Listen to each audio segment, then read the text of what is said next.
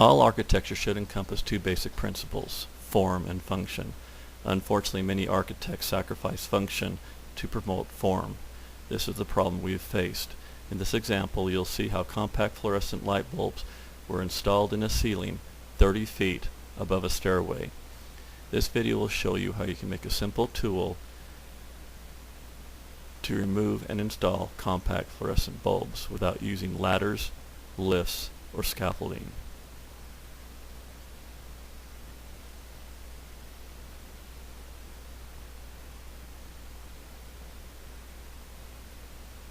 The tool is simple to use. You'll need to start with 1.5 inch Schedule 40 PVC pipe. Measure about 8 inches.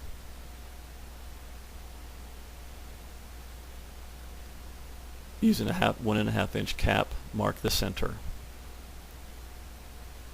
Cut the PVC pipe. Using a 7/8 bit, drill a hole in the center of the cap.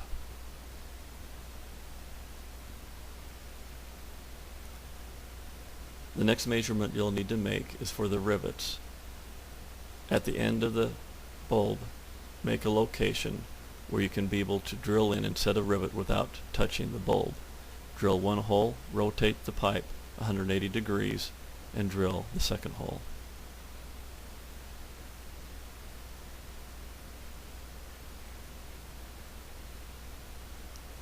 Cut about 6 inches of 3/4 inch banding material to make the legs for the tool.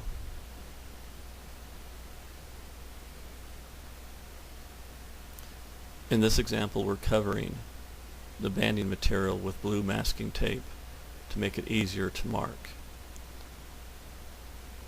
Trim the masking tape with a knife or razor.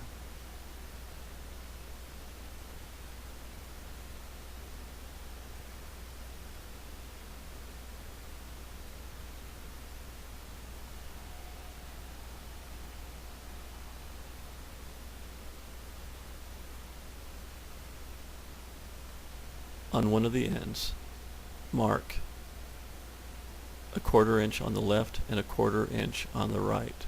Come down 1.5 inches and make a mark on both sides. These will be the lines that you'll cut with aviation snips or tin snips. Coming in at an angle, cut to your marked lines.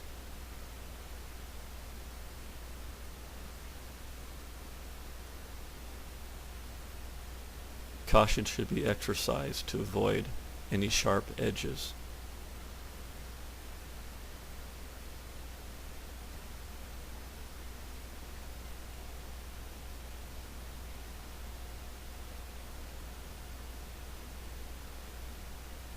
Once the cuts are made, deburr the edges with a rasp, file, or emery cloth.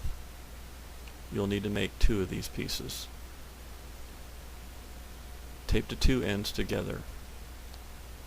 In the center, make a mark for drilling. Use a drill bit the same size as your rivet.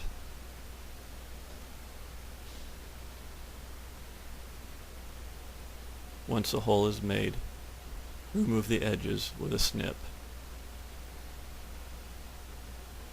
and file to smooth.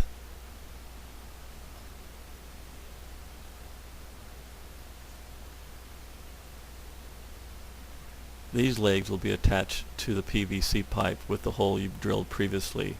Install a washer inside to prevent the rivet from pulling through the plastic.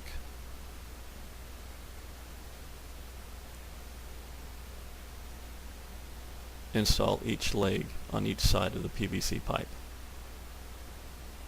The leg should move freely.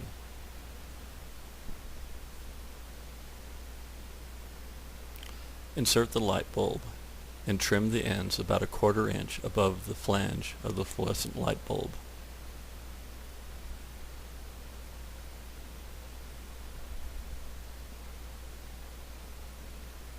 Bend the ends about 1/8 of an inch to 3/16 of an inch over in a 90-degree bend.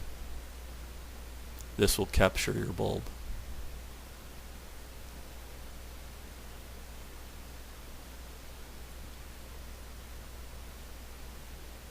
Using an Unger end piece, remove the clip and hammer the tapered end into the 7/8 hole you drilled into the end cap, and hammer.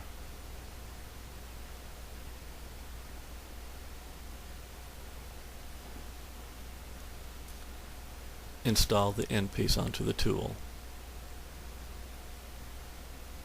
Using a small spring or a heavy rubber band,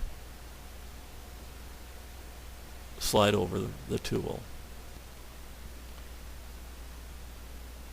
Pull back gently on each leg. This will help capture and release the bulb while you're changing it out.